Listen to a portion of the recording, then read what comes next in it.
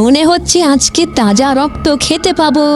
হা হা হা, পেয়েছি দুটো মানুষ, এখান থেকে একটা তুলে নিয়ে যাই। আজকের পার্টি অনেক মজার হবে। হা হা হা হা। কে আছো? বাঁচাও বাঁচাও, ভূত ভূত!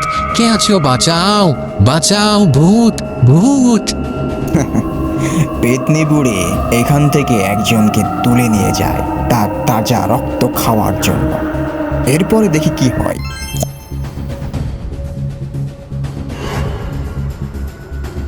মহারাজ মহারাজ, কাল রাতে বড় আশ্চর্যকর ঘটনা ঘটেছে মহারাজ। কাল রাতে আমি যখন পাহারা দিচ্ছিলাম ঠিক ওই সময় এটা করেছে মহারাজ।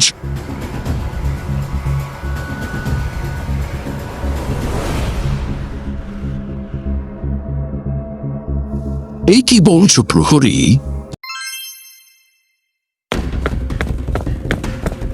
মহারাজ সর্বনাশ হয়ে গেছে, মহারাজ সর্বনাশ হয়ে গেছে। আমাদের পোষা গানা থেকে একটা ঘোড়া ওটা হয়ে গেছে মহারাজ। দেখছি হঠাৎ খুঁজে পাচ্ছি না। কি বলো প্রহরী? দেখো দেখো আশেপাশে কোথায় আছে দেখো।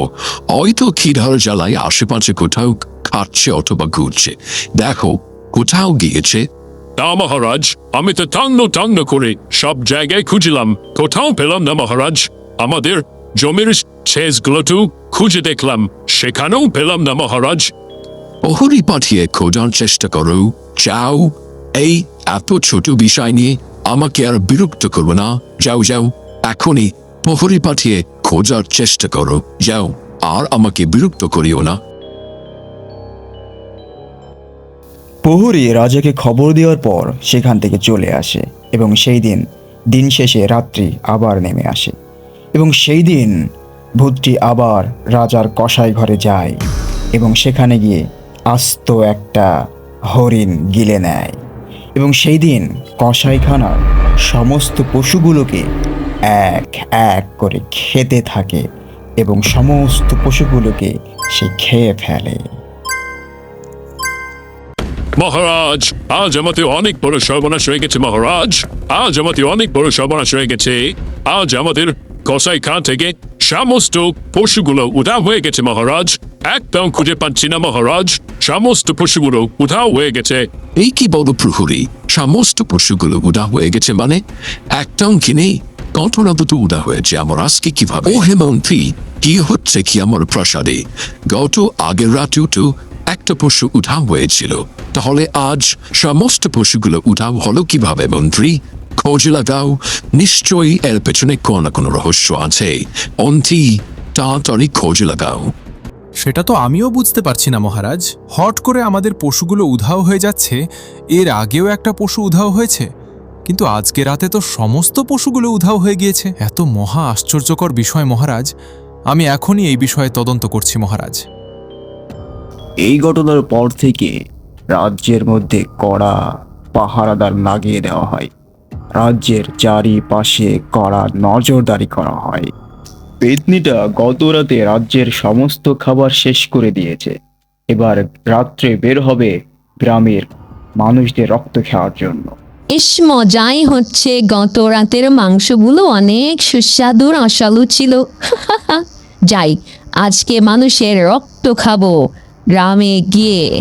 প্রাসাদের এক প্রহরী পেতনির এই দৃশ্য দেওয়ালের পিছনে থেকে সব দেখতে পায় এবং জেনে যায়। এ আমি কি দেখলাম আর কি শুনলাম? এ তো রাজার নয়, এ তো ডাইনি, এ তো সাতচুন্নি। এই খবরটা আমাকে এখনই রাজা মশাইকে জানাতে হবে। সেই রাতেই চায়ের দোকানে বসে দুজন বন্ধু একে অপরের সঙ্গে অনেক আড্ডা দিচ্ছিল, আর পেতনিটা সেই গ্রামেই মানুষের রক্ত খাওয়ার জন্য বের হয়েছে। দেখি সামনে কি হয়। বুঝলি বন্ধু, এখন তো দেখছি দিন দিন গরম বেড়েই চলেছে। এই গরমে আর পারি না রে বন্ধু। মনে হচ্ছে আজকে তাজা রক্ত খেতে পাবো। হা হা হা, পেয়েছি দুটো মানুষ, এখান থেকে একটা তুলে নিয়ে যাই। আজকের পার্টি অনেক মজার হবে। হা হা হা হা। কে আছো? বাঁচাও বাঁচাও, ভূত ভূত! কে আছো? বাঁচাও বাঁচাও, ভূত ভূত! পেতনি বুড়ি এখান থেকে একজনকে তুলে নিয়ে যায় তার তাজা রক্ত খাওয়ার জন্য। এরপরে দেখি কি হয়।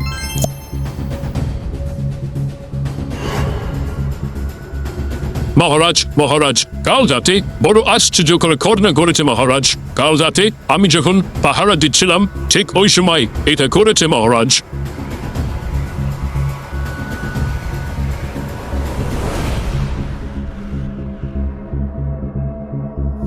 এই কি বলছো প্রহরী? তাহলে কি আমার আম্মাজান নয়, সে একজন ডাইনি? এত বড় ভয়ঙ্কর খবর। এখনই রাজপুত্রকে খবর দাও, এই ভূতটা আনার ব্যবস্থা করো। মন্ত্রী, এখনই ব্যবস্থা করো। এবং সেখানে পৌঁছে যায়। এরপরে কি হলো দেখতে থাকুন। রাজপ্রাসাদে তো চলেই এলাম, কাউকে বুঝতে দিয়ে হবে না যে আমি রাজার মা নয়, পেতনি। চলন বলন কথাবার্তা সব নকল করতে হবে। পেতনির বুদ্ধিটা কিন্তু বেশ ভালোই ছিল, বলতে হবে পেতনির বুদ্ধি আছে।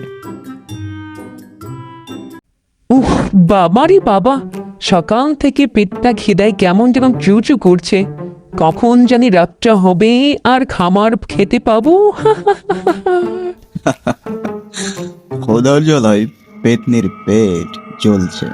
রাত 12টার দিকে উঠে এসে তার রূপ পরিবর্তন করে খাওয়ার জন্য। রাজার প্রাসাদে তো দেখছি বেশ ভালোই খাবার রয়েছে। ঘোড়া, হরিণ, ছাগল, বাহ, বেশ মজাই হবে, আনন্দও হবে, অনেক স্বাদও পাওয়া যাবে। বাবা যাই যাই, অনেক খিদা পেয়েছে, খেয়ে আসি, আর সহ্য হয় না বাবা। পশুগুলো রাজার রাজ্যে বেশ আনন্দেই ছিল। হঠাৎ করে সেখানে পেতনিটা চলে আসে এবং তার আকার অনেক বড় করে নেয়। তখন সে তার জাদুর শক্তি দিয়ে আস্ত একটা ঘোড়া গিলে খেয়ে নেয়।